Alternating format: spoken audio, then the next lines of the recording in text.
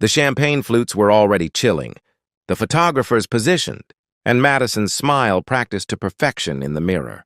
In exactly 3 hours, she would officially announce her engagement to Daniel Crawford, billionaire, philanthropist, and the answer to every prayer she'd whispered into the universe. What she didn't know was that Daniel had left his Singapore meeting early, desperate to surprise the woman he loved. What he found instead would shatter not just their engagement, but every illusion he'd built about the life he thought he wanted. Daniel's hands trembled on the steering wheel as he pulled into the circular driveway of his Connecticut estate. The 14-hour flight felt like nothing compared to the weight in his chest now.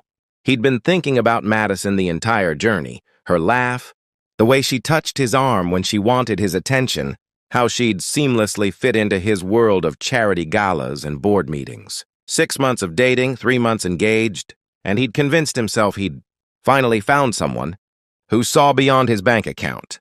The house loomed before him, all glass and limestone, a monument to success that suddenly felt hollow. He noticed Madison's silver Mercedes parked near the entrance, which was odd. She'd told him she'd be at her studio apartment in Manhattan, working on wedding plans with her sister. But maybe she'd decided to oversee some detail here instead. That was fine. More than fine. It meant he could surprise her sooner. Daniel walked around to the back entrance, planning to slip in through the kitchen and find her. That's when he heard the voices, sharp, cruel, echoing across the stone patio that overlooked his mother's cottage. His mother, Eleanor, had insisted on living in the smaller guest house rather than the main mansion after Daniel's father passed. Too many memories in big spaces, she'd said. I need something I can fill with new ones. He moved closer, staying behind the manicured hedges that separated the properties. Madison's voice cut through the afternoon air like breaking glass. I told you to finish those floors an hour ago. Are you stupid as well as slow? Daniel froze. He'd never heard Madison speak like that, dripping with contempt, each word designed to wound. He peered through the branches and felt his heart stop. His mother was on her knees, scrubbing the patio stones with a brush, her silver hair escaping from its usual neat bun. Her hands, the same hands that had worked too, jobs to put him through college, before his first business took off, were red and raw. Beside her, 7-year-old Sophie, his daughter from his first marriage. The light of his entire world was collecting dead leaves into a bucket, her small face streaked with tears.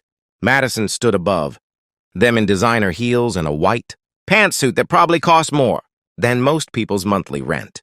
She held a bucket of what looked like murky water, and as Daniel watched in horror, she tilted it deliberately, sending the dirty water cascading over his mother's back. Eleanor gasped, the cold filth soaking through her shirt. Sophie let out a small cry and moved toward her grandmother. But Madison's voice stopped her. Don't you dare! You haven't finished your section yet. And if either of you tells Daniel about this, I'll make sure he knows how you've been stealing from him. Who do you think he'll believe, his fiancée or his charity cases? Daniel felt something break inside him, not his heart, but something deeper. An understanding. A clarity so sharp it cut through every excuse, every rationalization, every hope he'd been clinging to. He stepped out from behind the hedge. He'll believe his mother, Daniel said quietly, because she's never lied to me in her entire life. Madison spun around, the empty bucket clattering to the stones.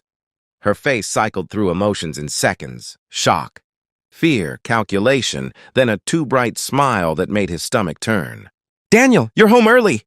We were just, she gestured vaguely at Eleanor and Sophie. I was teaching them about maintaining the property. You said yourself how important it is to stop. The single word carried the weight of every boardroom negotiation he'd ever won, every business rival he'd ever faced down. Just stop! Sophie broke free and ran to him, wrapping her small arms around his waist. She was shaking. His daughter was shaking in his own home. The one place. She should have felt safe after losing her mother to cancer 3 years ago. Eleanor slowly got to her feet, dirty water dripping from her clothes. She didn't look at him with accusation or expectation. She looked at him with the same gentle sadness she'd worn when he'd first introduced Madison, the expression he'd been too infatuated to understand. How long? He asked his mother, his voice barely above a whisper. How long has this been happening? Daniel, she's exaggerating. I'm sure. Madison tried, but Eleanor interrupted. 3 weeks. Since you've been traveling. Eleanor wiped her hands on her wet shirt. She said you'd asked her to supervise some household improvements. We didn't question it. You trusted her, so we did too. Madison's mask finally slipped completely. Oh, please. They should be grateful for what you've given them. A roof over their heads, food, comfort. Is it so wrong to expect a little work in return? Your mother isn't some delicate flower, Daniel. She's been poor before. She knows how to scrub floors.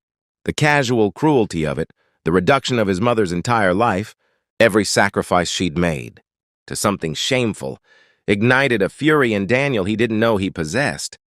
My mother, he said, his voice dangerously calm, worked herself to exhaustion so I could have opportunities she never had. She cleaned other people's houses, yes. She waitressed double shifts. She chose food for me over heat for herself in winter. And when I finally made enough money to give her the life she deserved, I did it because I love her, not because I was hiring staff. He looked down at Sophie, whose small hand was still clutching his shirt. And my daughter is 7 years old. She's not an employee. She's not a servant. She's a child who's already lost one parent and doesn't need someone else teaching her that love comes with conditions. Madison's face hardened. You're throwing away what we have because of one misunderstanding? Do you know how many women would kill to be in my position? I've put up with your boring charity events, your obsession with giving back, playing stepmother to someone else's kid. Get out! Daniel's voice cut through her words like a blade. Pack whatever you brought here today and get out of my house. The engagement is over. Whatever you left in the Manhattan apartment, I'll have delivered. The ring stays. You can't be serious. Daniel, think about what you're doing. Think about the wedding, the announcement, what people will say. I'm thinking about what matters. He pulled Sophie closer, then reached out to take his mother's hand. I'm thinking about the people who loved me when I had nothing, and who I failed to protect from someone who only loved what I could give her. Madison stared at him for a long moment, her face twisting with anger and humiliation. Then she yanked the engagement ring from her finger and threw it at his feet. You'll regret this. You and your pathetic little family? She stalked away, heels clicking against stone, and Daniel didn't watch her go. Instead, he pulled his mother into his arms. Feeling her, finally let herself shake with the relief of no longer pretending everything was fine. I'm sorry, he whispered. I'm so sorry I didn't see it. I didn't protect you. Eleanor pulled back, cupping his face the way she had when he was Sophie's age. You're seeing it now. That's what matters. Later that evening, after his mother had showered and changed, after Sophie had fallen asleep between them on the couch during her favorite movie, Daniel sat in the quiet darkness and thought about the life he'd almost built on a foundation of lies. He'd spent years believing success meant finding someone who fit his world, who looked right in photographs, who could navigate his social circles with ease. He'd mistaken polish for character, ambition for integrity. He'd been so focused on not being alone that he'd almost sacrificed the people who'd never left him. The next morning, Daniel woke early and made pancakes. Eleanor's recipe, the one she'd made every Sunday when pancakes were a luxury they could barely afford. Sophie stumbled into the kitchen, her hair a mess, and climbed into his lap without a word. Dad, she said finally, her voice small, is Madison coming back? No, sweetheart. She's not. Good. Sophie paused, then added, Grandma cried at night sometimes, when she thought I was asleep. I didn't know how to help her. Daniel's heart broke all over again. His 7-year-old daughter had been carrying this weight, trying to protect his feelings by staying quiet about her own pain. You help her just by being you, he said. And from now on, if anyone makes you or Grandma feel bad, you tell me immediately. Promise? Promise. Eleanor appeared in the doorway, her eyes still tired but clearer than they'd been in weeks. She looked at Daniel and Sophie together, and something in her expression eased. I'm making mimosas, she announced. Virgin for Sophie, obviously. We're celebrating. Celebrating what? Sophie asked. Eleanor smiled, the real smile Daniel remembered from childhood, the one that had carried them through their darkest times. Celebrating that sometimes? The best thing that can happen is discovering the truth before it's too late. Daniel raised his orange juice when Eleanor returned with drinks. To truth, he said, and to the people who matter. To family, Eleanor added. To pancakes, Sophie chimed in, making them all laugh. 3 months later, Daniel stood in his mother's garden, the one she'd been cultivating, in the cottage yard. The one Madison had made her destroy and replant according to some designer's vision. Eleanor had reclaimed it, filling it with wildflowers and herbs, things that grew without demanding perfection. Sophie was chasing butterflies, her laughter echoing off the walls.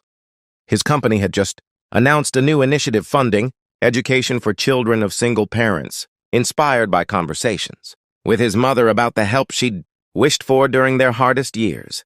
He'd dated a few people since Madison, casually, but found himself in no rush. For the first time in his adult life, he felt complete without needing someone else to validate his worth. He had his daughter. He had his mother. He had work that mattered and the clarity to see manipulation before it took root. His phone buzzed with a message from his assistant. Madison's interview with that lifestyle magazine is out. She's claiming you used her for publicity and discarded her. Want me to draft a response? Daniel typed back. No response needed. People who know me know the truth. That's enough.